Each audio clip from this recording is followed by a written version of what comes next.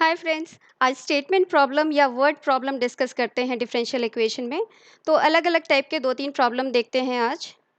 तो जैसे ये प्रॉब्लम, वीडियो पॉज करके आराम से पढ़िए क्वेश्चन, देखिए आपको क्या समझ में आता है।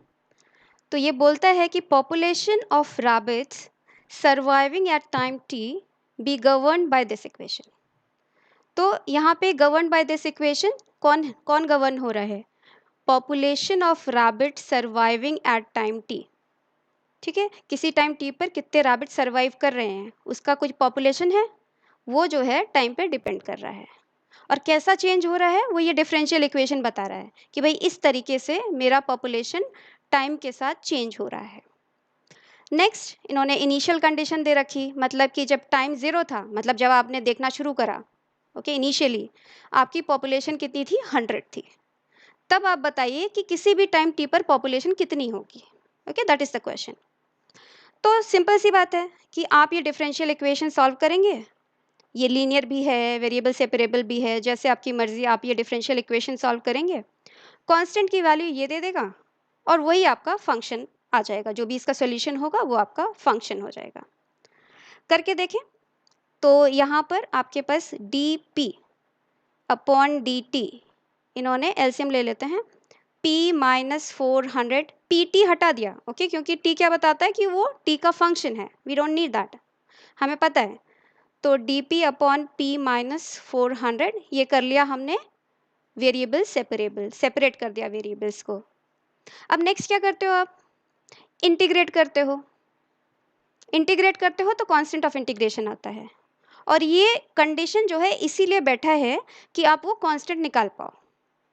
इसी बात को आप डेफिनेट करके भी कर सकते हो, वो हम नेक्स्ट क्वेश्चन में मैं वो करूंगी आपके साथ। पहले ये मान लीजिए मैंने एक कांस्टेंट ऐड कर दिया, तो अब आराम से इंटीग्रेट करिए। क्या आता है आपके पास? Log mod p minus 400 is equal to t by 2 plus c। ये आ गया आपके पास सोल्यूशन। अब क्या है, आपको वो स्पेशल सोल्यूशन चाहिए जब p 0 100 है। ओके, तो रख देते हैं p 0 100, p 0 इज 100। तो इसका क्या मतलब हुआ, यहाँ पे रखिए, p की वैल्यू 100 है, minus 400 is equal to t की वैल्यू 0, सो 0 प्लस c। आराम से आ गया। c की वैल्यू क्या आई? c की वैल्यू ln, देखिए, log mod of minus 300, what does that mean? Mod of minus 300 is 300, right? So c की वैल्यू ये आ गई। अब आप क्या करोगे? बस आपके पास सोल्यूशन आ गया, आप यहाँ पे इंसर्ट कर दोगे, यहाँ पर ln 300, तो आ जाएगा ln p minus 400 is equal to t by 2 plus ln 300। अब थोड़ा सा लॉग लॉग को एक साथ कर लेते हैं, थोड़ा इजी हो जाता है। Log mod p minus 400 divided by ln की प्रॉपर्टी पता है, लॉग की प्रॉपर्टी, नेचुरल लॉग है ये डिवाइड हो गया। ओके, नेक्स्ट क्या करते हो? दोनों साइड आप एक्सपोनेंशियल ले लेते हो। p minus 400 upon 300 is equal to e to the power t by 2, है ना, एक्सपोनेंशियल ले लिया दोनों साइड। नेक्स्ट 300 को ऊपर ले जाते हैं, 300 टाइम्स ये आ गया। अब ये मॉड को कैसे हटाएं? अब मुझे पता नहीं है कि p जो है वो 400 से बड़ा है कि छोटा है, तो हम देख लेते हैं, दो पॉसिबल सॉल्यूशंस आते हैं मेरे पास, वो दोनों देख लेते हैं कि p माइनस 400 या तो positive 300 e to the power t by 2 होगा, या फिर आपका p माइनस 400 जो है वो minus times e to the power 300 times e to the power t by 2 होगा। थोड़ा सा 400 को दोनों उधर खसका देते हैं, तो ये आ गया आपके पास, this is equal to 400 plus and this is equal to 400 minus. ये दो सॉल्यूशंस आ गए। कौन सा आप एक्सेप्ट करोगे, ये वाला कि ये वाला? सोच के बताइए। एकमात्र चीज आपको क्या पता है कि p0 पर पॉपुलेशन 100 है। अब जो सेटिस्फाई करेगा वही आंसर होगा। देखिए ये वाला कर रहे हैं, कैसे करा के देखिए। p is equal to 400 minus t को 0 रखिए, e to the power 0 is 1, आ गया आपके पास 100, ऊपर वाला 700 दे देगा, right? So this is your solution, correct. अब देखिए, अब सेम काइंड ऑफ प्रॉब्लम लेते हैं, लेकिन हम उसको अब दूसरे टाइप से करेंगे, डेफिनेट इंटीग्रल करके वैल्यू निकालेंगे। जैसे ये देखिए, फिर से पॉज करिए, समझिए कि क्वेश्चन क्या बोल रहा है। ओके, वो बहुत ज़रूरी है, पॉज करके खुद से समझना कि क्वेश्चन में क्या कहा जा रहा है।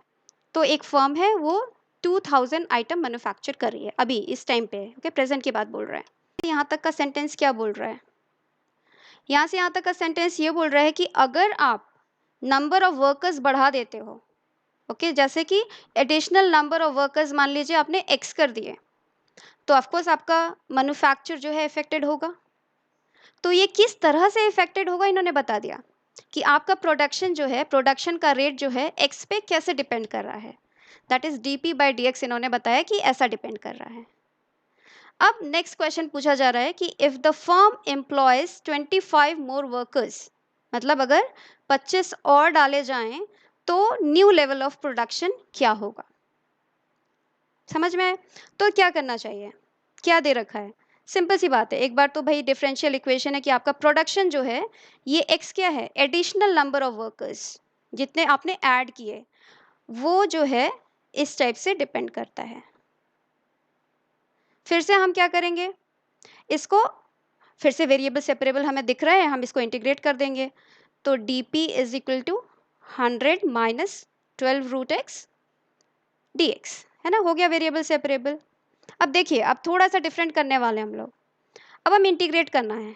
ओके, अब instead of adding a constant हम यहाँ पे लिमिट्स रखते हैं। जब x की वैल्यू 0 थी, मतलब कोई भी ऐड नहीं किए थे आपने वर्कर्स, तब आपका मैन्युफैक्चरिंग कितना था, 2000। कोई भी, मतलब x की वैल्यू 0 थी तो आपका मैन्युफैक्चरिंग 2000 था। फिर क्या हुआ कि अब क्या पूछ रहा है कि जब हमने 25 और ऐड कर दिए तो आपका मैन्युफैक्चरिंग कितना हो गया। तो मान लो वो p है, तो आपको p की वैल्यू निकालनी है। और आपको पता ही है डेफिनेट इंटीग्रेशन में कांस्टेंट तो आता नहीं है, तो आप इस तरीके से कर सकते हैं। ओके, ऐसा आप पिछला वाला क्वेश्चन ट्राई कर सकते हैं। ओके, ऐसे आ जाएगा। तो क्या आया आपके पास भाई, यहाँ पे तो p आ गया, p। Okay, lower limit fundamental theorem of calculus, upper limit is equal to, ये क्या आ गया, 100x माइनस 12 रूट एक्स का इंटीग्रेशन 3/2 डिवाइडेड बाय 3/2। ओके, और आप लिमिट्स लगा दो 0 to 25। अब देख लो क्या आती है आपके पास value, p minus upper limit p, okay, p रखा, minus lower limit 2000 is equal to, okay, यहाँ पे भी अपर लिमिट रखी 25 इंटू 100 2500 माइनस यहाँ पे क्या आया आपके पास 4, तो ये 8। Okay, minus 8 25 to the power 3/2, और लोअर लिमिट पे सब लोग 0, सो 0। बस अब देख लीजिए p की क्या वैल्यू आती है आपके पास, p is equal to 2000 plus 2500 minus ये क्या वैल्यू है 8 इंटू 25 का रूट 5 है, 5 का क्यूब 125 है, और ये क्या वैल्यू है आपके पास 1000। तो ये आ गया माइनस 1000। ओके, तो क्या आ गई आपके पास टोटल वैल्यू 3500, है ना, p की वैल्यू आ गई आपके पास 3500। तो यहाँ पे क्या हुआ, अगर आप डेफिनेट इंटीग्रेशन करते हो कि आपको पता है कि x के साथ p की क्या वैल्यू है और x आपके 25 हुआ तो p की क्या वैल्यू निकालनी है आपको, तो आप डेफिनेट इंटीग्रेशन यूज़ कर सकते हो। इसी तरह उस पर हम नेक्स्ट प्रॉब्लम करते हैं जिसमें आपके पास रूल इन्होंने वर्ड्स में दे रखे हैं। ये क्वेश्चन देखिए, पॉज करिए, टाइम लेके पढ़िए कि समझ में आता है कि वो क्या बोल रहा है। Rate of growth of bacteria की बात कर रहा है। Rate of growth of bacteria in a culture is proportional to number of bacteria present. तो ग्रोथ मतलब कितना बढ़ रहा है, राइट, नंबर ऑफ बैक्टीरिया की बात हो रही है। तो सबसे पहले यहाँ पे इन्होंने हमें बताया नहीं है कि कौन वेरिएबल है, किस पे डिपेंड करता है।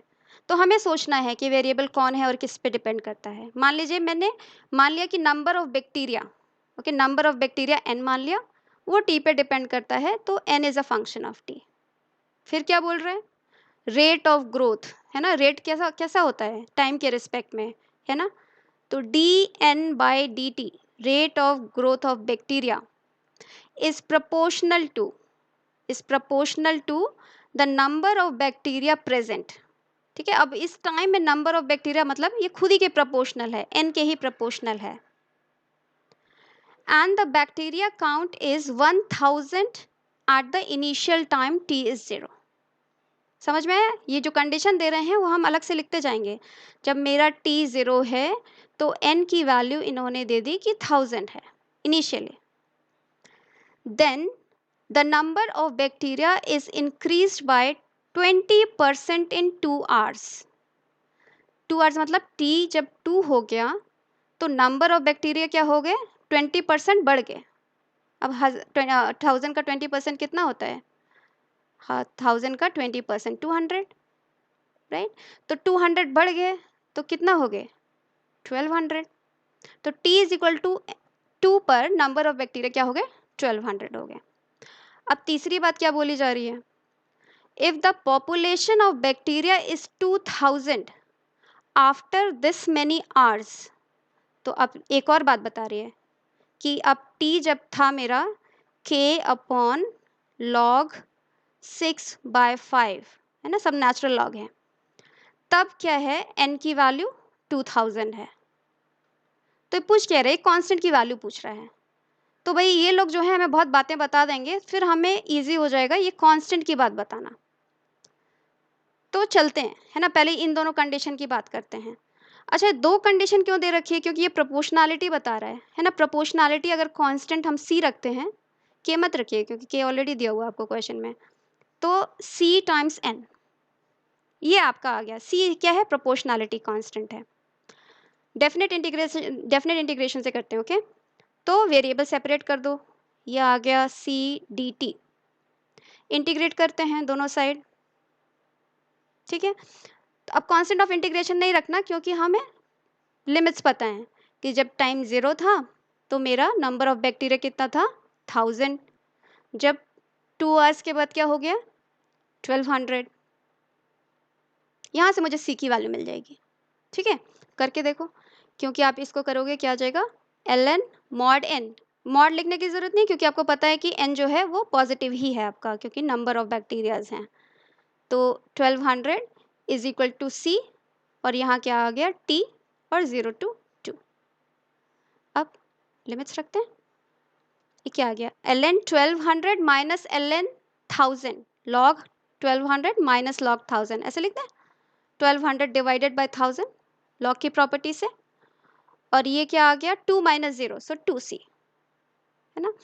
फिर आपके पास देखिए सी की वैल्यू एकदम सामने आ गई, है ना। ये 0 0 कैंसिल, log 6/5, सो 1/2 ln 6/5, ये आ गई आपकी सी की वैल्यू। अब क्या करना है, अब हमें पता चल गया सी की वैल्यू क्या है, यहाँ पे प्रोपोर्शनैलिटी कांस्टेंट कौन है। तो अब फिर से हम एक बार और इंटीग्रेट करते हैं, ओके। बट इस बार हम t0 और ये t की वैल्यू लेंगे, है ना। इसका काम हो गया, इसने मुझे हेल्प कर दिया कि हम ये c की वैल्यू निकाल सकें। अब हम क्या करेंगे, अब इन दोनों को लेके इंटीग्रेट करते हैं फिर से।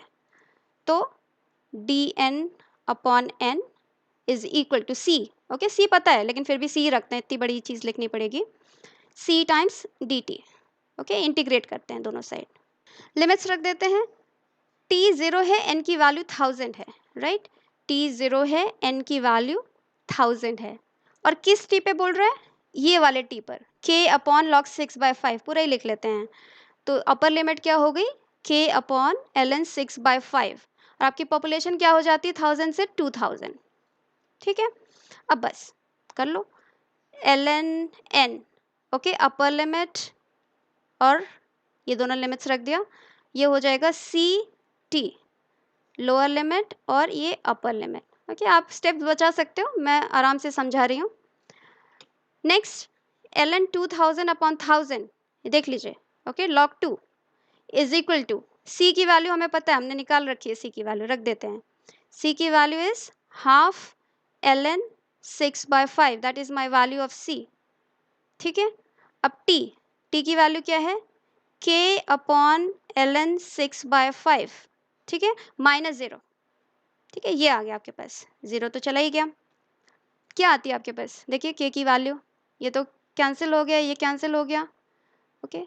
k upon, actually k upon ln 2 ही पूछ रहा है ना, देखो क्या आता है k upon ln 2, k upon ln 2 is equal to, दिख रहा है, इसको नीचे ले आओ, ये 2 उधर चला गया, इज 2, और पूछ क्या रहा है, इसके स्क्वायर की वैल्यू पूछ रहा है आपसे, है ना। तो क्या आ गया आपके पास, 4।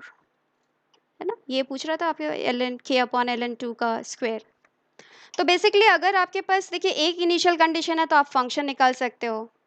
अगर 2 कंडीशंस दे रखी हैं तो अगर उसमें कोई कांस्टेंट इन्वॉल्व्ड है, जैसे यहाँ पे c इन्वॉल्व था, आप उसको भी निकाल सकते हो ये दोनों यूज़ करके। थर्ड बात भी आपको पूरी एक कांस्टेंट फँसा के रखा हुआ है, तो वो कांस्टेंट की वैल्यू डेफिनिटली निकल जाएगी क्योंकि आपको पूरी बातें पता चल गई कि क्या चल रहा है यहाँ पे। ओके, तो आप फिर से आप इसको अगर गो थ्रू करिए और समझिए कि क्या चल रहा है यहाँ पे, और सेम तरीके से आपके सारे क्वेश्चंस होंगे इस टाइप के। बस आपको ये समझना है कि ये क्या रूल फॉलो कर रहा है ना, रेट किस हिसाब से चेंज हो रहा है, बस इतना ही आपको जानना है। उसके बाद आपको जो कंडीशंस दे रखी हैं वो आपको लगानी है and you are all set. तो आप देखिए ये एक पर्टिकुलर क्वेश्चन है, आप वीडियो पॉज़ करके इसको पढ़िए और ट्राई करिए इसको सॉल्व करने की। आंसर ये फर्स्ट वाला आना चाहिए आपका। समझ के करिए, ओके? आप हमें कमेंट्स भी कर सकते हैं अगर एनी प्रॉब्लम हो इस क्वेश्चन में। तो we are done with differential equation until and unless I get some special request. So upcoming I will be working on matrices and determinants. उस पे काम करते हैं और उसको समझते हैं एकदम अच्छे से। See you then. Bye bye.